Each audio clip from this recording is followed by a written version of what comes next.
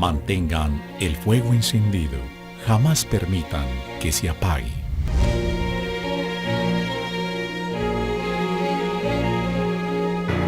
Yo creo que todos tenemos en el fondo un alma misionera. Así se llama este programa. Porque más que un propósito, un esfuerzo, un encargo, la misión yo creo que está en el corazón del ser humano que ha conocido al Señor. Es decir, el alma queda tan inquieta cuando descubre la presencia del Señor, que ese ardor como que lo quiere entregar a otros, lo quiere compartir, no se queda quieta. Y es muy bonito constatar ese deseo, no para ir irrumpiendo las culturas o para ir generando procesos de agresión frente al otro, con sus creencias o sus formas de verle el mundo, sino el deseo simplemente de compartir un encuentro con una persona que realmente transforma la vida y nos invita a transformar muchas realidades en el entorno, de pobreza, de miseria, de ceguera, de cojera, de parálisis. Yo creo que todos tenemos esa alma misionera. Pero quienes lo saben hacer, quienes lo hacen de manera directa, concreta, quienes han renunciado a muchas cosas, quienes renuncian a su propio nombre, a sus familias, a su país, a su cultura, para desplazarse a otros lugares, son los misioneros en todo el mundo. Y yo me alegro de tener con nosotros al padre Luis Armando Valencia, prefecto del apostolado de los claretianos, misioneros hijos del Inmaculado Corazón de María, fundados por Antonio María Claret. Ya los hemos tenido aquí con nosotros. Tuvimos la beatificación de Jesús Aníbal Gómez, estuvimos hablando de este mártir de los claretianos. Y bueno, padre, qué gusto tenerlo con nosotros. Quiero saludarlo, darle la bienvenida. ¿Y se siente usted con alma misionera? Claro. Muchas gracias por la invitación. ¿Sí? Yo soy misionero claretiano, soy chocuano. Chocuano. Sí, de un pueblo que se llama Tutunendo, del municipio de Quibdó. Sí. Hace 17 años me ordené como sacerdote misionero. ¿Sí? ¿Y quién lo contagió de ese deseo de la misión? ¿Los mismos misioneros claretianos llegaron hasta allá? En mi pueblo la parroquia era administrada por los claretianos y allí salí de los grupos juveniles. ¿Cuál parroquia, padre? Parroquia La Niña María. ¿La Niña María? De Tutunendo. Ah, qué bien. Allí estaban los claretianos y ellos ayudaron para que surgieran vocaciones. ¿Pero usted los veía a ellos cómo? ¿Qué pasaba? Ellos trabajaban por la comunidad, ¿sí? Los pueblos de nosotros son pueblos muy pobres, ¿sí? Hay que atender necesidades primarias, ¿sí? La comida, la educación, la salud. Y los misioneros hacían eso en el pueblo. ¿Lo sorprendían a usted con eso? Sí, ellos me sedujeron y yo me dejé, y aquí estoy ya. ¿Sí? Yo soy fruto de esa evangelización de los claretianos en el Chocó. O sea, los claretianos llegan a Colombia por el Chocó. Le contaba ahora que hemos tenido aquí al padre Juan Carlos, también del Chocó, y yo creo que la mirada del país debe estar puesta especialmente en estos departamentos, en el Chocó y tal vez en algunos otros, que todavía necesitan como más atención nuestra, más ayuda, una mirada más clara de los departamentos que van consiguiendo desarrollos más grandes, para que también vamos como compartiendo esa experiencia, ese conocimiento y esa vida en Jesús. Padre, ¿qué significa prefecto? Usted es prefecto del apostolado claretiano, de los misioneros. En la estructura de gobierno de los misioneros claretianos es una especie de consultoría. O sea, yo soy consultor para el superior provincial. ¿Por qué no ve en el Vaticano prefecto para la doctrina de la fe, por ejemplo? Entonces es un consultor del Papa para la doctrina de la fe. Sí, no, para el provincial, para el superior provincial. Pues en este caso, para usted, digo yo, refiriéndome al prefecto de la doctrina de la fe, es como una especie de soporte del Papa en ese tema, de consultor, de asesor en el tema. Sí. Y en el caso suyo... En el caso mío es soy un consultor para el provincial, pero a la vez soy animador del apostolado de la provincia. ¿Sí? O sea, usted le reúne a los claretianos y les dice, muchachos, hay que cambiar el mundo. No, yo le recuerdo a los claretianos de la provincia de Colombia y Venezuela que somos misioneros.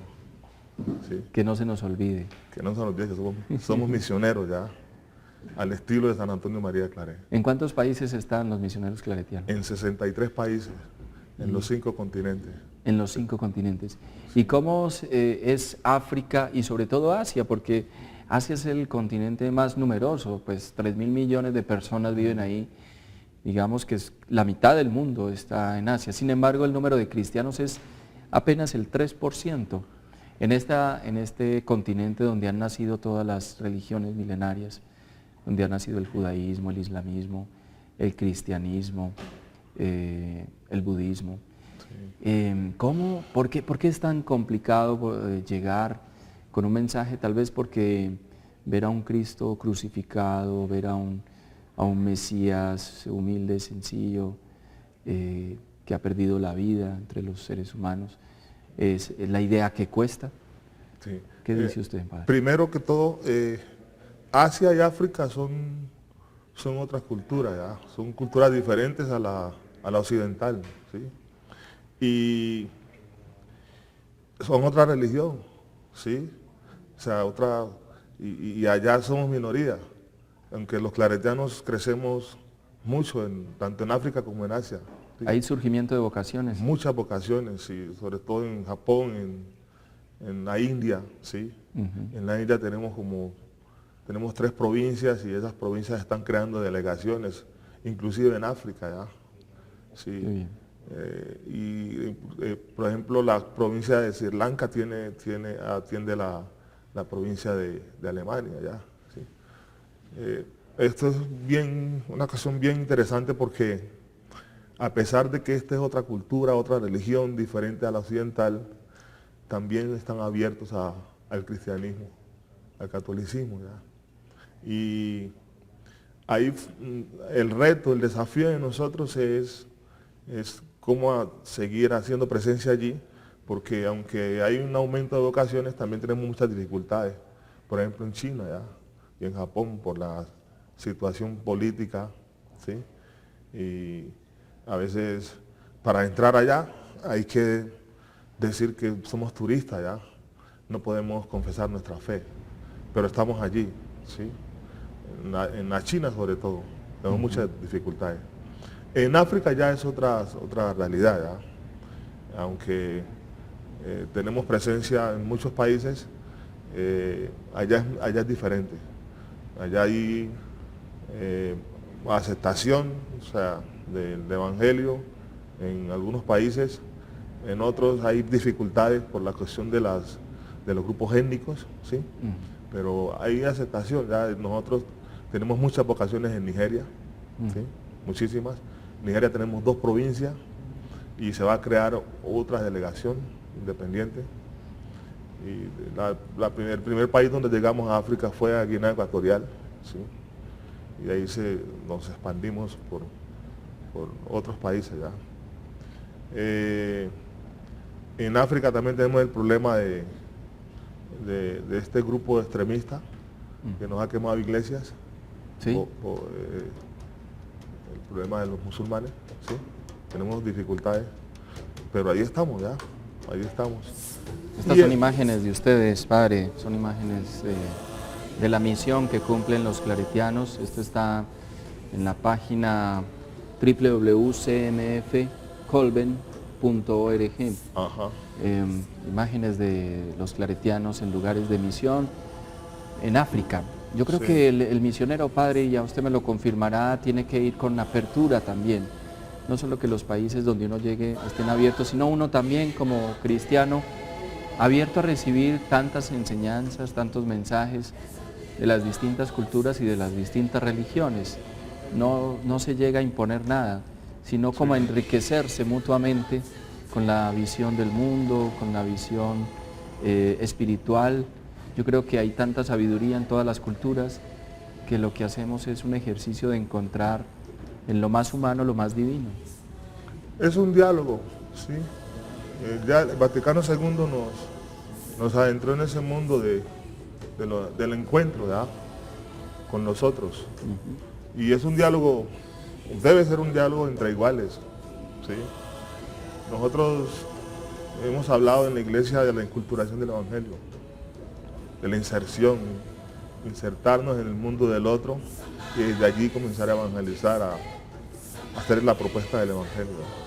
Madre Laura decía hacernos indígenas con los indígenas, y esto sería hacernos africanos con los africanos, hacernos asiáticos con los asiáticos, ¿no? Como participar de su cultura, de su vida, de su percepción, contando, sí, un mensaje de amor, que yo creo que esa es la gran novedad de Jesús, el amor a todos, sin distingos.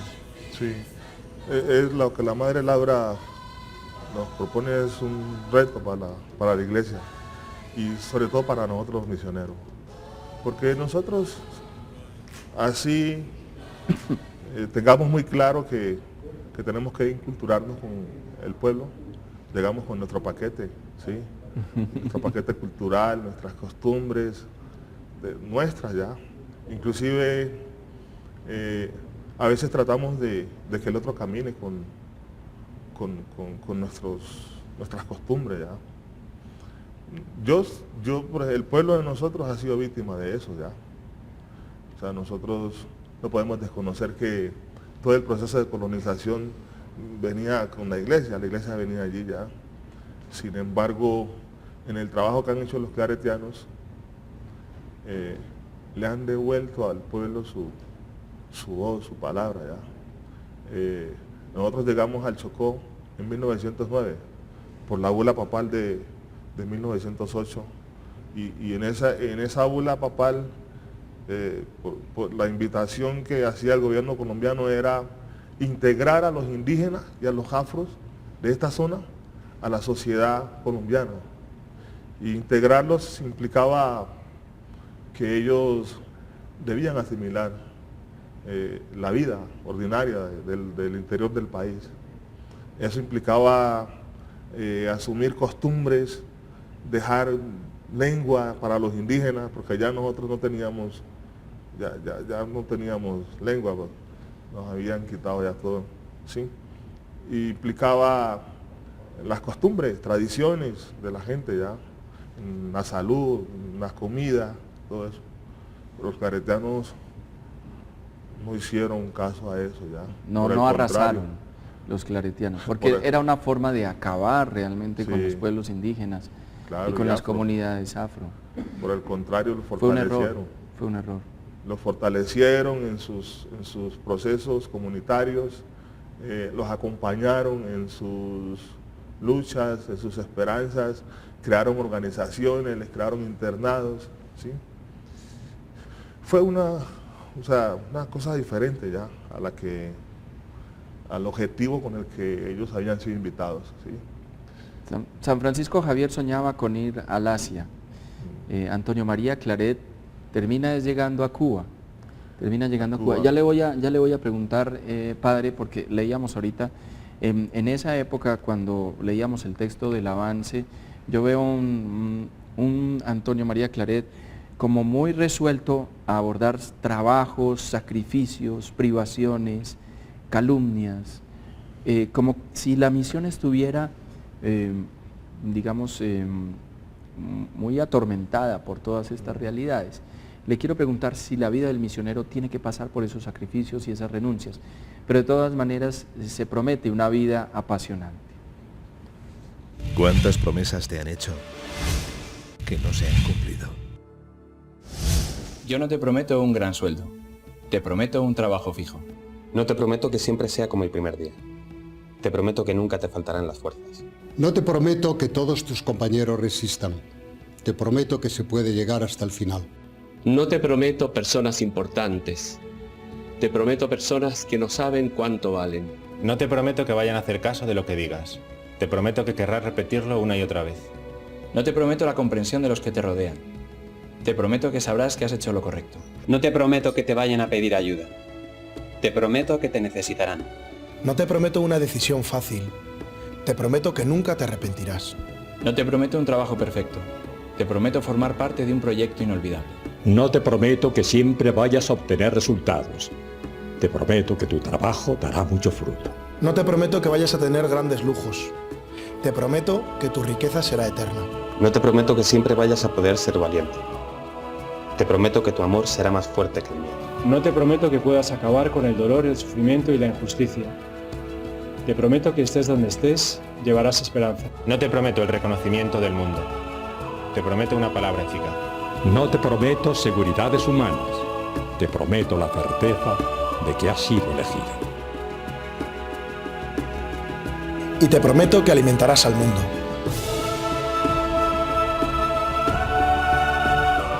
Unirás corazones. Acompañarás a los que sufren. Confirmarás a los que quieren ser fuertes. Experimentarás con ellos la verdadera alegría. Sumergirás a los hombres en la verdad. Y serás sacerdote, testigo de Jesucristo.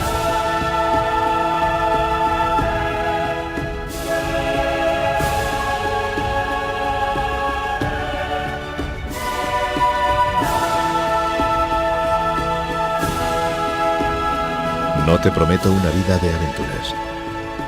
Te prometo una vida apasionante.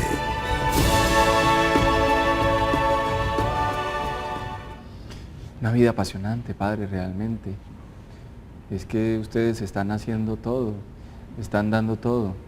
Hay sacrificios en medio de esto, pero más allá de una vida apasionante. ¿Qué decía Antonio María Claret? El padre Claret, hay que ubicarlo en el contexto en el que le tocó, en el que surge ya, ¿sí? Él es del siglo XIX, en donde hay contradicciones históricas muy fuertes ya, en donde la iglesia pasa por un momento de crisis y de negación de muchos valores ya. Entonces, él fue víctima de calumnias, de persecuciones, sobre todo cuando fue confesor de la reina Isabel II, ¿sí? Se hicieron muchas caricaturas ridiculizándolo, se inventaron escritos de él, ¿sí? Sin embargo, él seguía firme ya, sirve porque... Casi que incluso sufre el martirio. Sí, en Cuba sufrió un atentado, el atentado de Holguín. Un señor con una navaja lo cortó en la cara, ¿ya? ¿Sí? Pero este es un santo profeta ya, padre Claret, porque él se adelantó como a muchas cosas ya, profetizó muchas cosas que hoy nosotros hacemos una relectura de eso y los historiadores hacen una relectura. Sufría como los dolores de Jesús. Claro, porque el ser un apasionado para la misión ya, él en 1841 recibió el premio del nombre de misionero apostólico ya, y en España es considerado como el santo de las misiones populares, santo popular ya, un santo que no se quedaba allá confesando solamente a la reina, sino que salía, que escribía y que seducía con su predicación ya. Ese era el padre Claret. Ustedes acaban de vivir la fiesta el 24 de octubre. 24 de octubre, que es este fin de semana. La fecha de su muerte. Dice que era un alma grande, nacida como para ensamblar contrastes, humilde de origen, glorioso a los ojos del mundo, pequeño de cuerpo, pero de un espíritu gigante, de apariencia modesta, pero capacísimo de imponer respeto incluso en los grandes de la tierra, fuerte de carácter, con suave dulzura, de quien se conoce el freno de la austeridad y de la penitencia. Esto lo decía Pío XII, refiriéndose a Antonio María Claret, y muy enamorado de María. Escribe: ni en mi vida personal ni en mis andanzas misioneras podía olvidarme de la figura maternal de María. Ella es todo corazón y todo amor, Siempre la he visto como madre del Hijo amado, y esto la hace madre mía, madre de la Iglesia, madre de todos. Mi relación con María siempre ha sido muy íntima y a la vez cercana y familiar. Yo me siento formado y modelado en la fragua de su amor de madre, de su corazón lleno de ternura y amor. Por eso ustedes son misioneros, hijos del Inmaculado Corazón de María. Sí, somos hijos del Inmaculado Corazón de María, más conocidos como misioneros claretianos. Para él María era su madre, su madrina, su todo ya. Y él nos infundió eso a nosotros. A nosotros en el suroeste antioqueño nos conocen como los marianos, nos dicen marianitas. ¿sí? Los marianitas. Sí, pero la predicación que se hizo en esta zona fue fuerte también ya. Nosotros hay el carisma da para todo ya, y entonces nosotros tenemos equipos de predicadores, ¿sí? Y predicarlas, o sea, abiertos a la predicación, disponibles para los obispos, y en un tiempo pues habían equipos que salían a predicar ya. Y siempre como la devoción a la Santísima Virgen María. ¿sí? Somos marianos, ¿sí? Y a muchos nos relacionan con María ya, y eso somos ya. Padre, vamos a hacer una pausa para mensajes, pero quiero, aprovechando su presencia, que volvamos sobre el Chocó. ¿Le parece? Ya volvemos. Ajá. Mantengan el fuego encendido. Jamás permitan que se apague.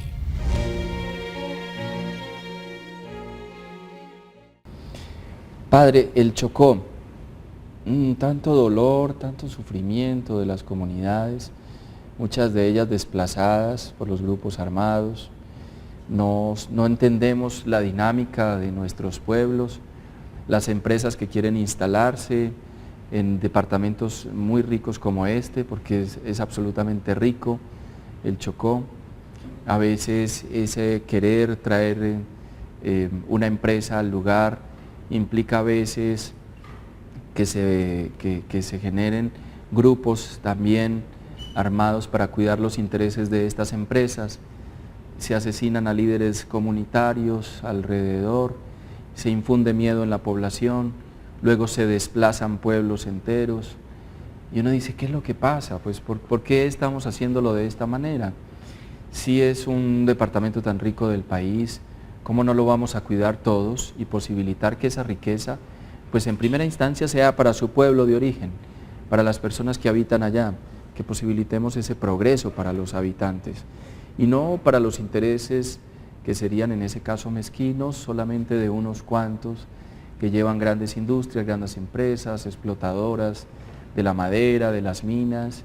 Es la realidad que todos sabemos, y sin embargo sigue ocurriendo esto en nuestros pueblos. Y mientras tanto, las familias sin nada, los niños sufriendo graves enfermedades, fiebres muy altas como lo veíamos aquí en programas anteriores, niños desnutriéndose, y un reclamo para todos nosotros de lo que estamos haciendo con nuestro Chocó. 13 años le tocó a usted vivir allá, esta experiencia de misión.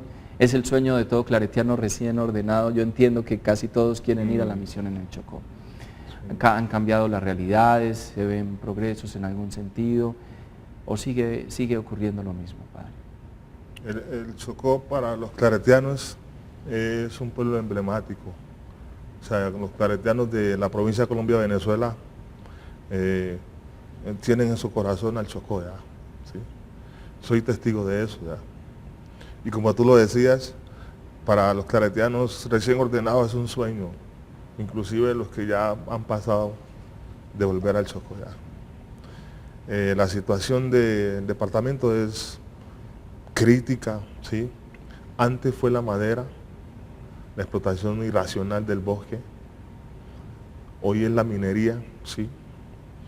Y todo esto como acompañado de los grupos armados, ¿sí?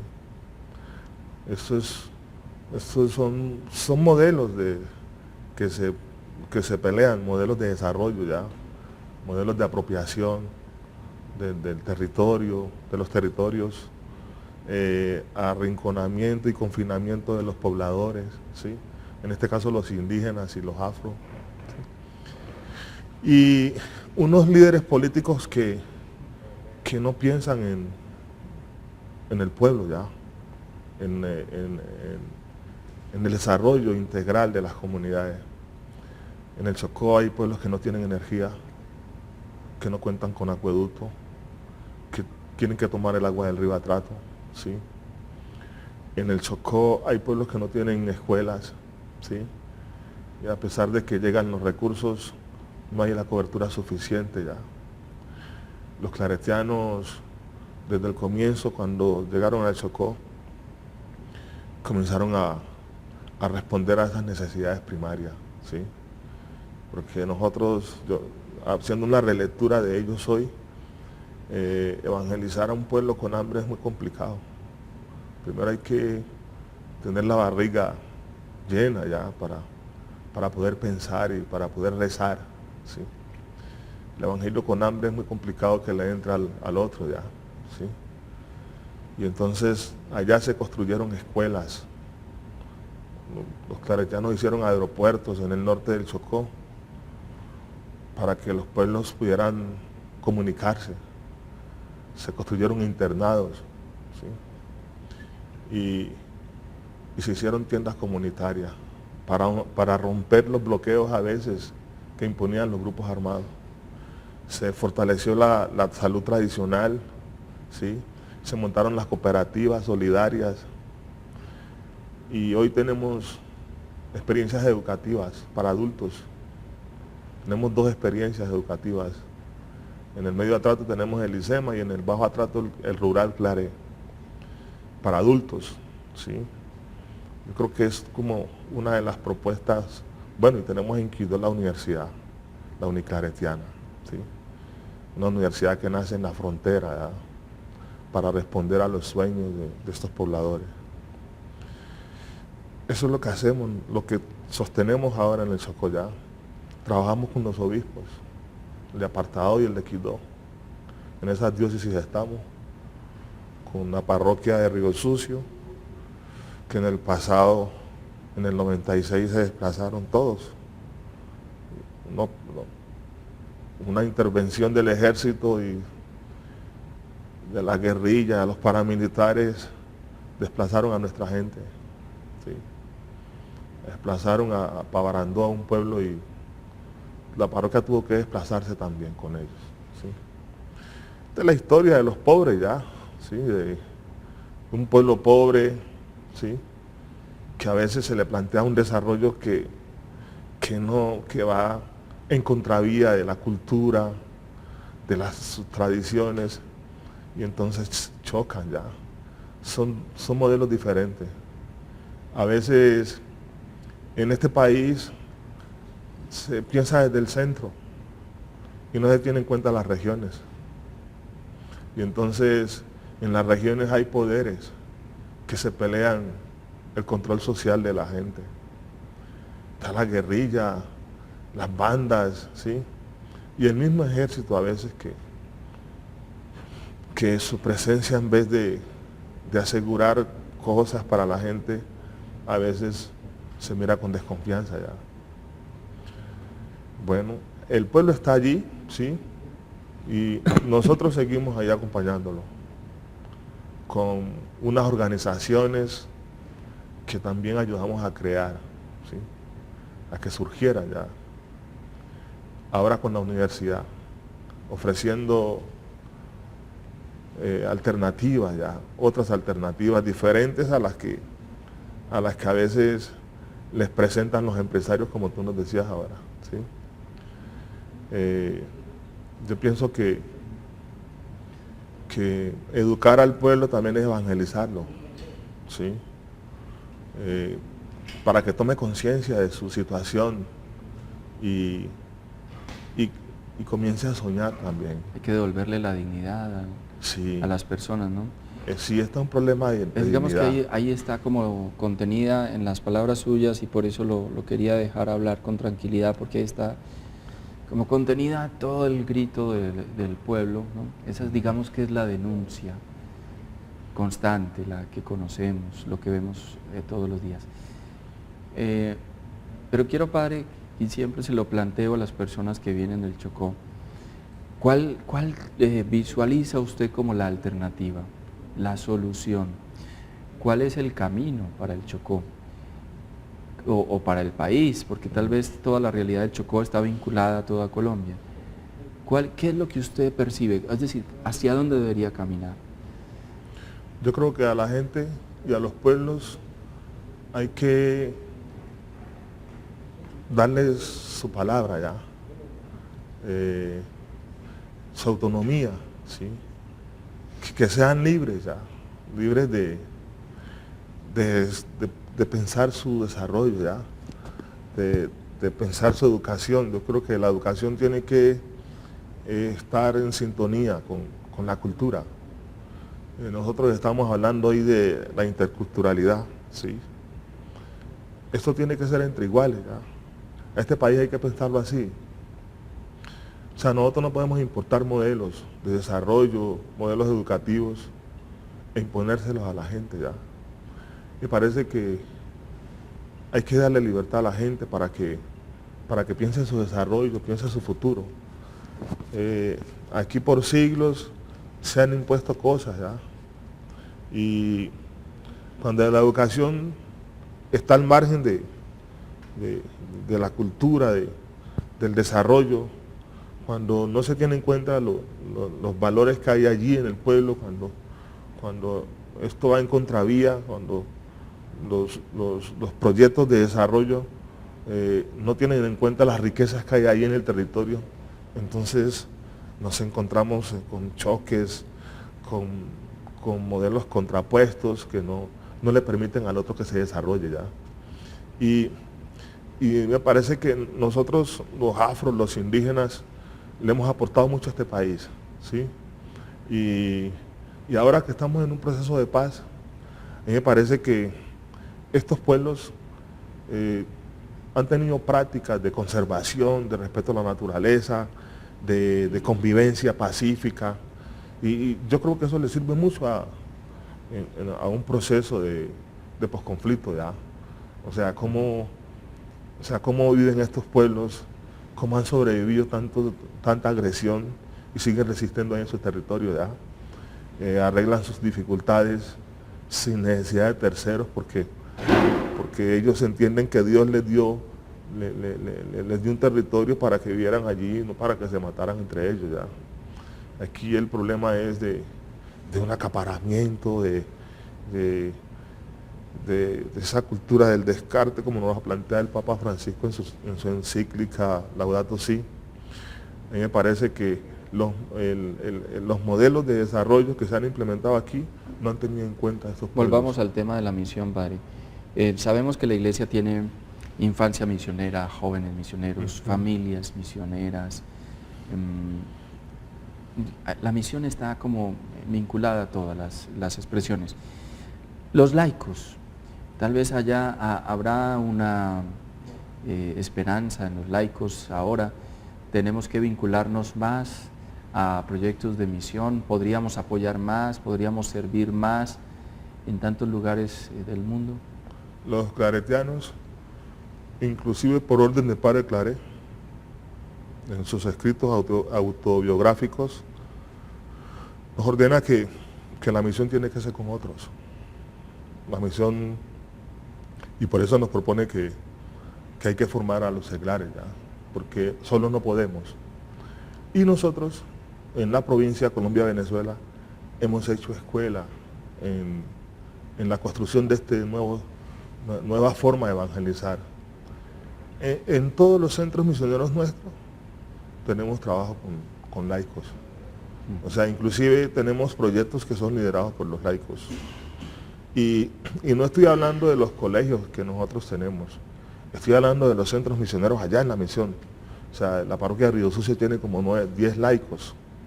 O sea, el equipo de Tagachí que tenemos en el medio atrato tiene laicos que están ahí trabajando, e inclusive a veces durmiendo en nuestra propia casa, ¿sí? Porque nosotros hemos comprendido que la misión no la podemos hacer solo, que solos no haríamos lo que hacemos hoy, ¿ya? Y tenemos proyectos programas para capacitarlos a ellos, centros de capacitación para que ellos se preparen. En un tiempo los enviamos y los seguimos enviando aquí a Lima, al centro que tienen los misioneros de Yarumal, en convenio con la Bolivariana, para que se formaran en un ciclo semestral que hacen allí ya. Ahí se formaron, ahí terminaron licenciaturas en sociales, en educación. ¿sí? Ahí se forman hombres comprometidos con el mundo.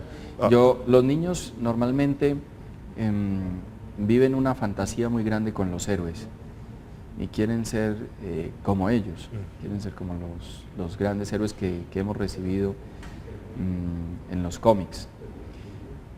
¿Será que los héroes existen? ¿Será que les podemos plantear a los niños otro tipo de heroísmo? Los héroes tal vez no existen, pero a los hijos podemos hablarles de esto.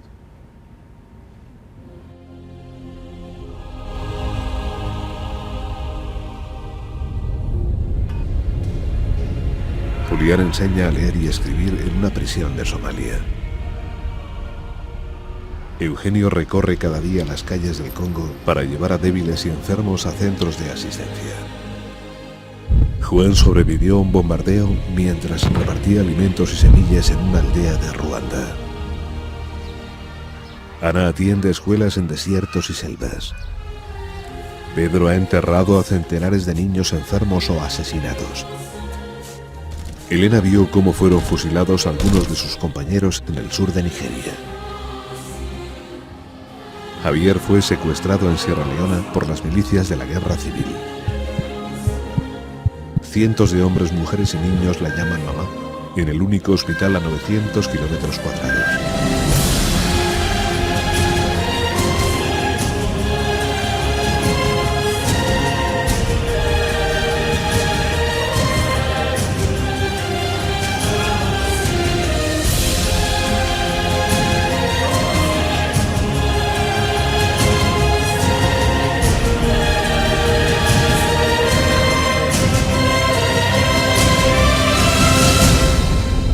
Yo he volado a miles de kilómetros de mi hogar para enseñar a la gente que ame la vida. Para cuidar a débiles, huérfanos y enfermos. Para promover centros de alfabetización para adolescentes y jóvenes. Para reconciliar a familias enfrentadas por la guerra civil. Para mostrar el rostro de Dios y el mensaje del Evangelio en países donde se persigue a los cristianos. Este año ya son miles de mujeres y hombres los que han dejado atrás a familias y amigos. 900 en Asia. He visto amar a personas que antes odiaban. 9.500 en América. He visto perdonar a los que habían sido. 2.000 en África. Y he visto recuperar la esperanza a quienes han perdido todo. 1.500 en Europa. He visto dar a aquellos que no tenían nada. Muchas veces les han llamado héroes, pero no son héroes, son misioneros. Misioneros de la fe. Ahí está, podemos decirles que sí existen héroes de verdad, héroes reales, porque a veces es muy triste cuando ellos descubren que no pueden volar, por ejemplo, pero hay otras formas de volar y yo creo que los misioneros lo hacen y vuelan cientos de kilómetros para decirle al mundo que ame la vida. Padre, muchas gracias por estar con nosotros. En usted representamos a todos los misioneros del país y del mundo, aquellos que han entregado su vida, eso es invaluable. Quisiéramos que el Señor les recompense realmente el 100 por 1 y mucho más, porque se lo merecen, ese sacrificio, ese esfuerzo, ese olvido de todo lo criado, realmente para poner la mirada en el Creador. Y yo creo que ese trabajo que ustedes hacen es realmente el que va transformando las culturas, el que va trayendo nuevas formas de vida para este mundo que lo necesita. Una palabra para terminar. A la gente que nos está viendo en este momento, en este espacio, decirle que todos somos misioneros por el bautismo, ¿sí?